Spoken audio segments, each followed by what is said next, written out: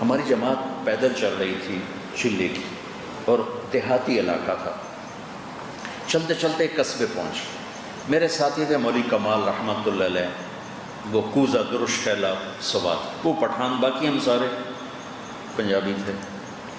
تو پورے سفر میں ان کو دغا ملا ہی نہیں، ان کو پٹھان ہی نہیں ملا. تو ہم پہنچے بیرا سے ہماری واپسی تھی. تو عشاء کے بعد مسجد میں درس قرآن ہو رہا تھا، تو میں یہاں بیٹھا تھا اور مولوی کمال یہاں بیٹھے تھے، اور تم کھڑے ہو گئے. اس رنگ کا انہوں نے سوٹ پہنا ہوا تھا، اس کو دیکھ کے مجھے یاد آ گیا، یہ اس رنگ کا سوٹ، یہ 1974 کی بات بتا رہا بیٹھے.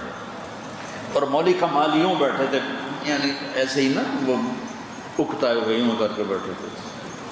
اور ہم بھی سارے پیدل چل کے آئے تھے اور آگے درس قرآن تھا، نہ بیٹھتے تو پھر اور مصیبت. تو ہم سارے بیٹھے، مولوی کمال یوں بیٹھے تھے.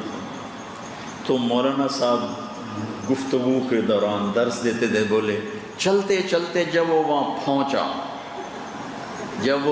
پہنچا تو مولوی کمال یوں بیٹھے تھے نا، مجھے یوں کر کے کہنے لگے دا پختون دے.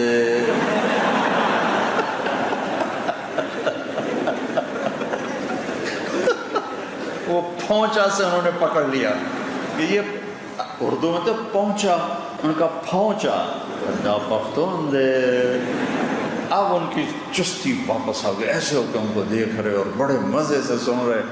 جو ہی درس ختم ہوا انہوں نے چھلانگ لگائی اور ہاتھ ملا، تاسو پختون دے. ان کا ہو کا نا کہ دغا دغا دغا دغا. میری یہ حسرت ہے کہ آپ عربیت کے اندر کچھ، ابھی میں نے دیکھا تو صحیح کہ عربیت کا بھی کچھ شعبہ ہے ماشاءاللہ، اللہ اس میں کمال نصیب فرمائے. چونکہ یہ چابی ہے، اس سے سارے علوم کا دروازہ کھلتا ہے.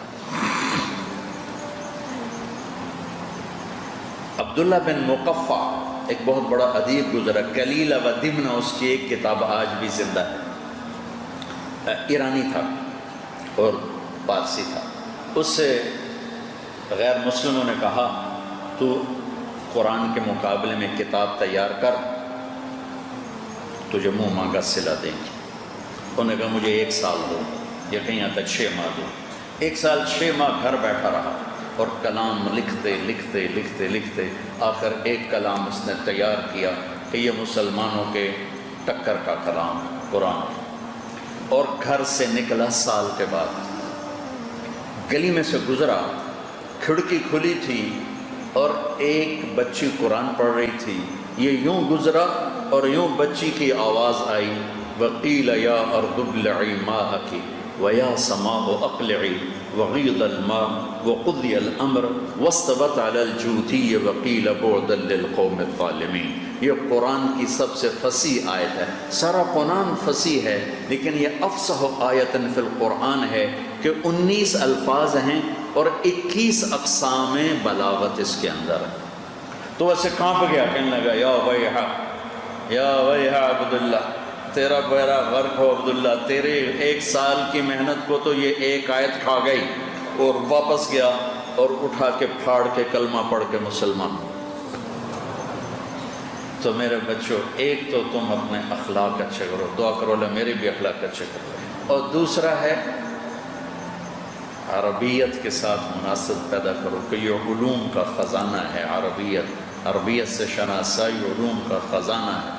اپنی زبان بولنا تو آسان ہے، لیکن تھوڑی سی محنت کر کے سیکھ لو. میں نے اپنے مدرسے میں پابندی لگائی ہوئی کہ میرے مدرسے میں بچے چھپ چھپ کے بول لیتے ہوں گے، لیکن سبق بھی عربی میں، بات بھی عربی میں، اور غیر زبان بولنا ایک